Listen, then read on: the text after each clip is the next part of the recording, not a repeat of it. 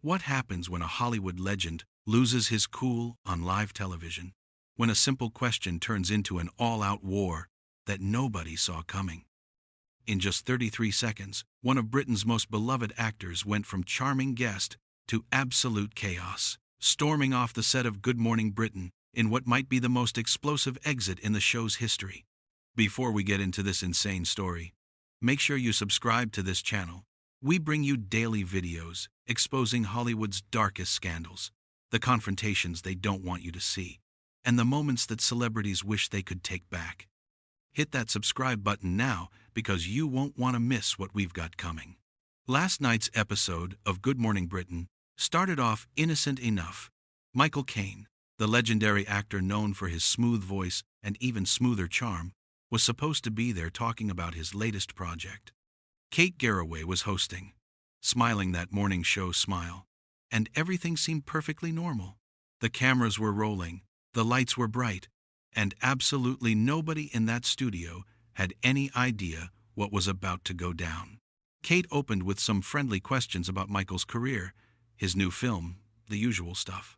Michael was relaxed, leaning back in his chair, telling stories in that iconic voice of his.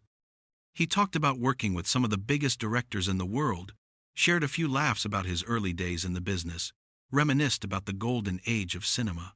Everything was smooth. Everything was professional. The makeup looked good. The lighting was perfect. The crew was relaxed, and everyone thought this was going to be just another easy celebrity interview that would wrap up nicely before the next segment. Nobody had any idea what was brewing beneath the surface. But then Kate decided to ask about something else. Something that would set off a chain reaction nobody could have predicted. "Michael," Kate said, shifting in her seat slightly, "there's been quite a bit of talk recently about some of your old interviews from the 70s and 80s. Some people have been looking back at comments you made about women in the industry, and I think our viewers would love to hear your thoughts on how times have changed." You could see Michael's face change immediately. That relaxed smile disappeared. His jaw tightened. He sat up straighter in his chair and looked directly at Kate with an expression that was suddenly ice cold. "What exactly are you asking me, Kate?" he said, his voice dropping to a dangerous level. Kate tried to keep things light, but you could hear a slight nervousness creeping in. "Well, just how you reflect on some of those older attitudes now that we're in a different era. The industry has evolved so much." "Evolved," Michael repeated, and there was something sharp in the way he said it. "You mean you want me to apologize for something I said 40 bloody years ago? Is that what this pathetic ambush is about? You smug little journalists think you can trap me?" Kate's eyebrows shot up. "Excuse me? Smug? We're asking legitimate questions, Michael." "Legitimate?" Michael scoffed. "Don't make me laugh, sweetheart. You're a morning show host reading lines someone else wrote for you. Don't pretend you're some kind of investigative journalist." Kate's face flushed red. "That's incredibly condescending, and frankly, quite sexist. Which is ironic, given what we're discussing." "Oh, here we go," Michael said, throwing his hands up. "Play the sexist card. That's your trump card, isn't it? Anyone who disagrees with you is automatically sexist." "It's pathetic, Kate. Absolutely pathetic." The studio got quiet. You could feel the tension building like a storm cloud. Kate wasn't backing down, though. Her professional smile was completely gone now. "It's not about playing cards, Michael. It's about accountability, something you clearly have an issue with." "Accountability?" Michael's voice rose sharply. "Don't lecture me about accountability, you sanctimonious little prig. I've worked for 60 years in this business." 60 years! While you've been what? Reading autocues for a decade? You're a nobody, trying to make herself somebody by tearing down people who actually matter. Kate's mouth dropped open. "A nobody? How dare you? I've earned my position through hard work and dedication, not by coasting on films you made 30 years ago." "Coasting?" Michael was turning red now. "Coasting? I'm a legend, darling. An actual legend. You're a presenter on a second-rate morning show that nobody watches. There's a difference." "Second-rate?" Kate shot back, her voice getting louder. "We have millions of viewers, you arrogant has-been. And maybe if you spent less time living in the past, you'd realize the world has moved on without you." "Has-been?" Michael looked genuinely shocked for a moment, before his face twisted with rage. Has been? I've got more talent in my little finger than you'll have in your entire mediocre career. You read other people's words for a living. I create art. Real art. Not this manufactured breakfast television garbage. The co-host tried desperately to intervene. Let's everyone just take a breath here and... Oh, shut your mouth, Michael snapped at him. You're even more useless than she is. At least she asks the questions. You just sit there like a bloody ornament nodding along. Don't talk to my colleague like that. Kate was properly angry now, all pretense of professionalism gone. You come on our show. You insult us. You throw around these disgusting attitudes, and then you're surprised when we call you out? You're delusional. Delusional? Michael laughed harshly. I'm delusional? You're the one who thinks this pathetic gotcha journalism means anything. You're the one who thinks you're important because you sit behind a desk asking stupid questions. You're a glorified game show host, Kate, and not even a good one. Kate stood up from her chair, fury written all over her face. Get out! I'm serious. Get the hell out of my studio. Your studio? Michael stood up too, towering over her. This isn't your studio, you deluded woman. This is ITV's studio, and they'll kick you out long before they touch me. I'm Michael bloody Caine. People actually know who I am. People know who I am too, you pompous dinosaur, Kate screamed. And you know what? They're going to see exactly what kind of person you really are. A bitter old man who can't handle being asked simple questions. Simple questions? Michael's face was purple now. You call that ambush simple? You invited me here under false pretenses just to attack me. That's not journalism. That's cowardice. You're a coward, Kate. A pathetic little coward hiding behind your producers and your cameras. I'm a coward? Kate's voice was shrill now. You're the one who can't face up to your own words. You're the one running away from accountability. At least I have the guts to ask difficult questions instead of lobbing softballs at celebrities all day. Difficult questions? Michael mocked her tone viciously. You wouldn't know a difficult question if it smacked you in your overly made-up face. You're a lightweight, Kate. A complete and utter lightweight playing at being a serious journalist. Overly made up? Kate's voice was shaking with rage. At least I don't look like a shriveled prune trying to cling to relevance. When was the last time you were in a film anyone actually cared about? You absolute bitch, Michael roared. How dare you? My films are classics. What have you done that anyone will remember? What's your legacy? Reading the bloody news? My legacy is asking important questions instead of being a relic from a time when men like you could say whatever you wanted without consequences. Kate fired back. Times have changed, Granddad. Wake up. Granddad? Michael's eyes bulged. You cheeky little cow. I've forgotten more about broadcasting than you'll ever know. You're nothing. An absolute nothing. I'm nothing? Kate moved around the desk toward him. You're the nothing now. Nobody cares about your opinions anymore. Nobody wants to hear from washed-up actors who think they're untouchable. Washed up? Michael's voice hit a new pitch. I'm worth more than you'll earn in 10 lifetimes. I've worked with the greatest directors who ever lived. What have you done? Interviewed some reality TV stars? At least I'm still relevant, Kate screamed. At least people my age actually watch me. Your audience is dying off, Michael. Literally dying. In 10 years, nobody will even remember your name. You spiteful little witch. Michael grabbed his microphone and ripped it off. You're a disgrace. An absolute disgrace to journalism. You call this news? This is trash. Tabloid trash. Presented by a tabloid trash presenter. Kate was crying now, but they were tears of fury, not sadness. Get out. Get the hell out of here before I have you thrown out. You're disgusting. A disgusting old man with disgusting old views, and everyone can see it now. Old man? Michael threw his microphone on the floor. At least I earned my position. You probably slept your way into this job. The entire studio gasped. That was a line he shouldn't have crossed, and everyone knew it. Kate's face went from red to white in seconds. What did you just say to me? Her voice was deadly quiet now. You heard me, Michael spat. It's how you people operate, isn't it? Can't make it on talent, so you use other methods. Kate picked up her coffee cup, and for a second, everyone thought she was going to throw it at him. You misogynistic piece of shit. You absolute piece of shit. How dare you? How fucking dare you? Truth hurts, doesn't it?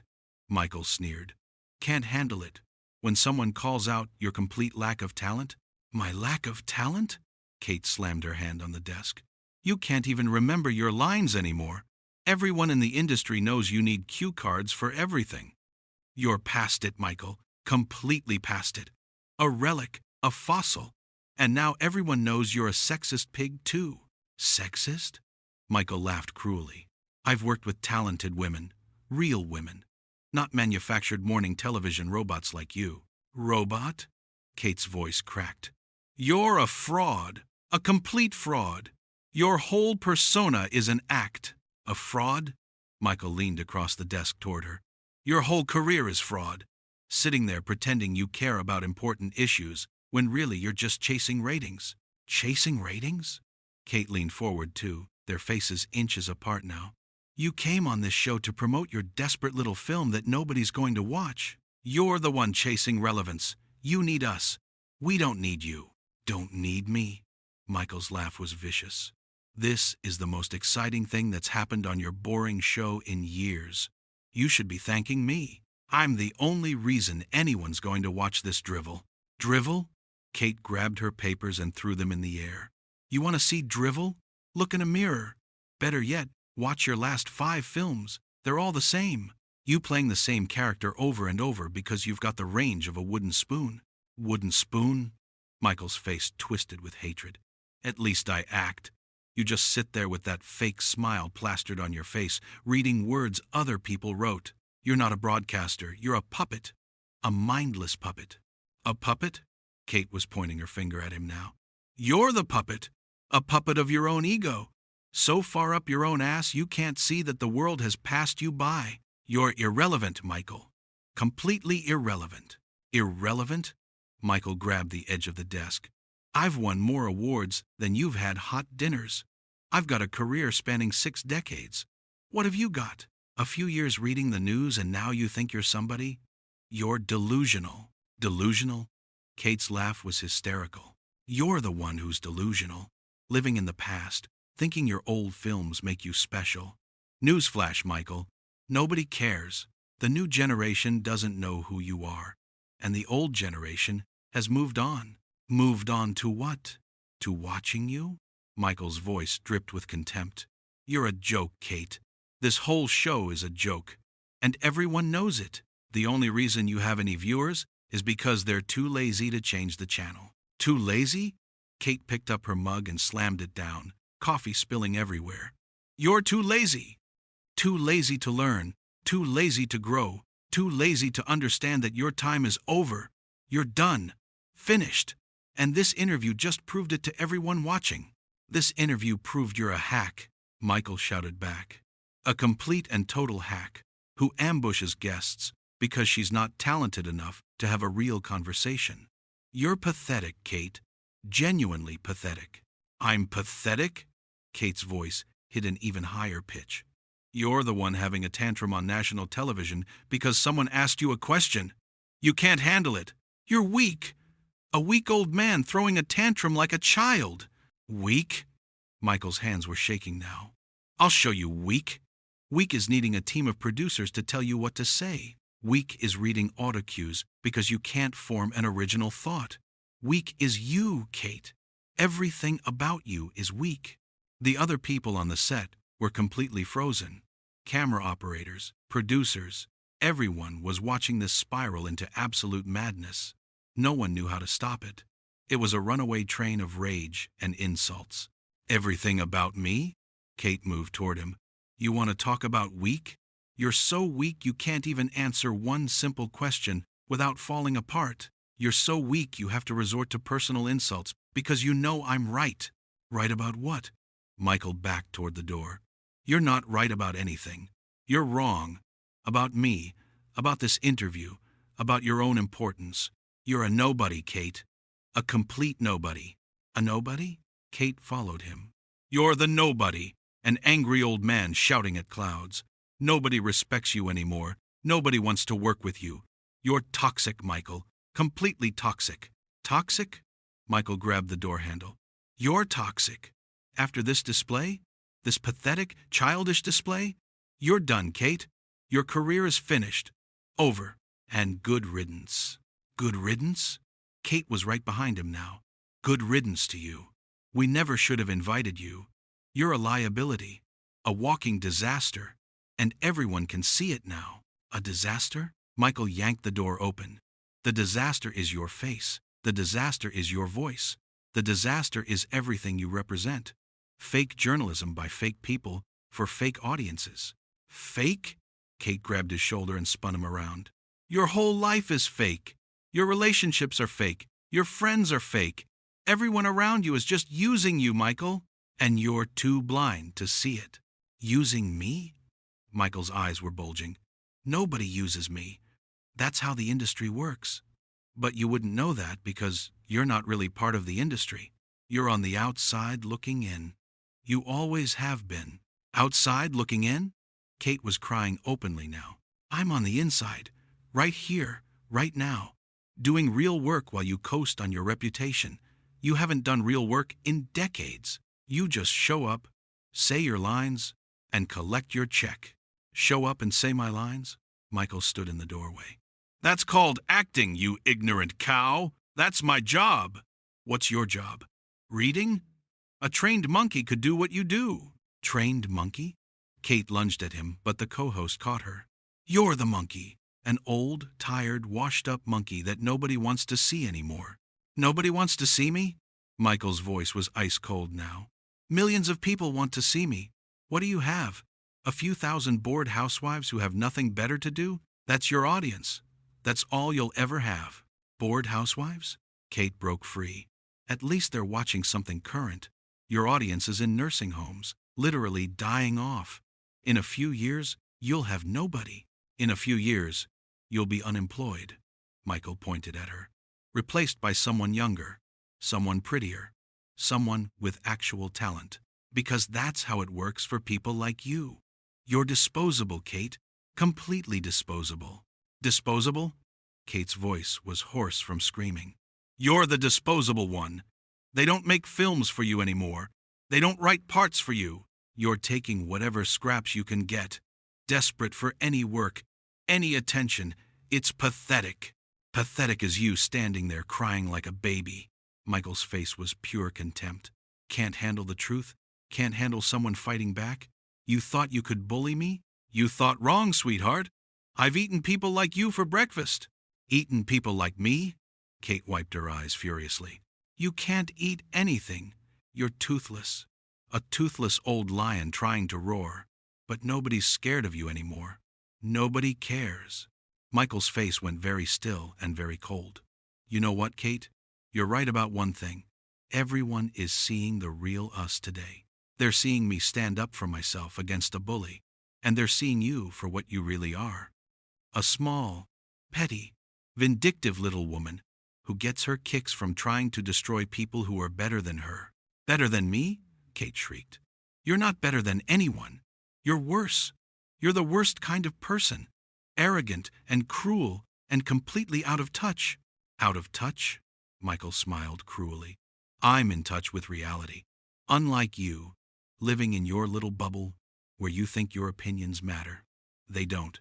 You don't matter. This show doesn't matter. None of it matters. None of it matters? Kate was shaking. Then why are you here? Why did you come? If we don't matter, if I don't matter, why are you wasting your precious time? Michael's smile got even colder.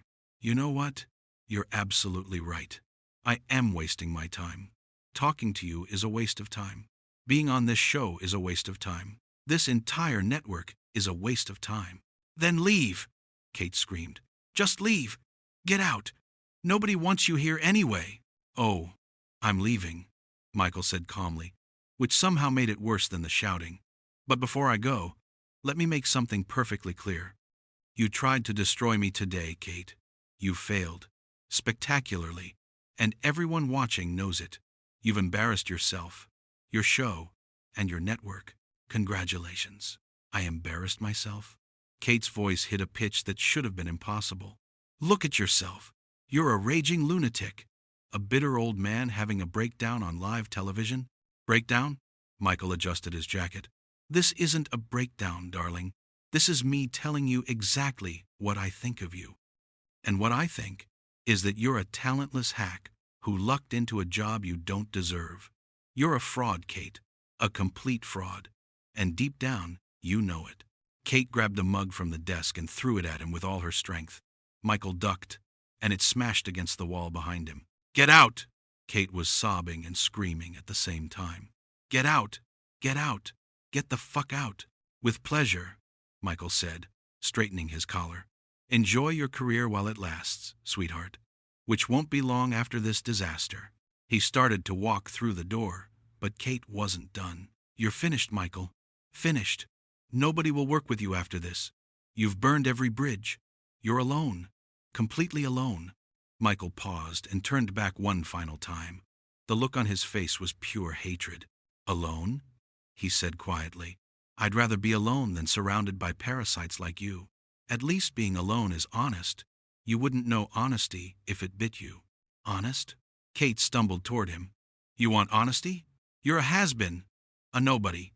A washed-up actor that nobody cares about. Your time is over. Done. And good riddance. Michael's eyes narrowed. My time may be over, but at least I had a time. You'll never have a time. You're just temporary, forgettable, meaningless. And 20 years from now, nobody will even remember your name. You won't be here in 20 years, Kate screamed. You won't be here in 5 years.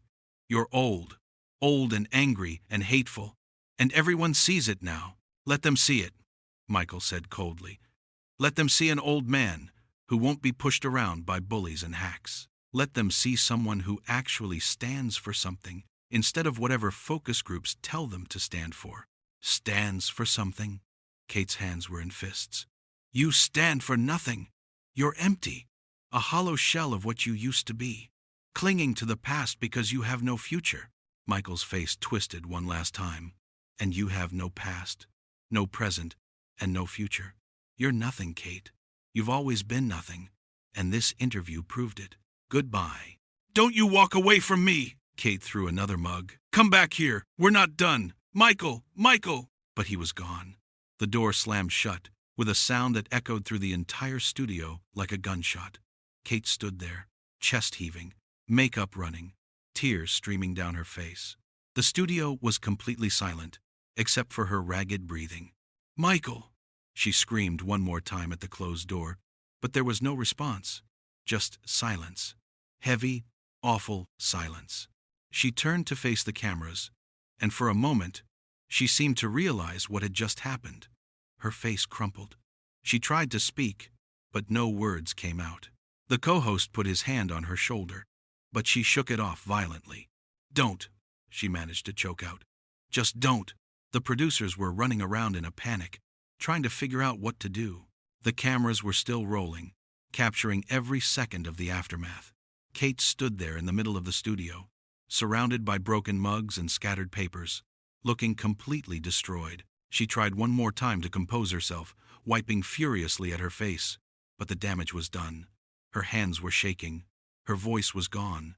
Her professional mask had completely shattered. We need to take a break, she finally whispered to the camera, her voice barely audible. We need to.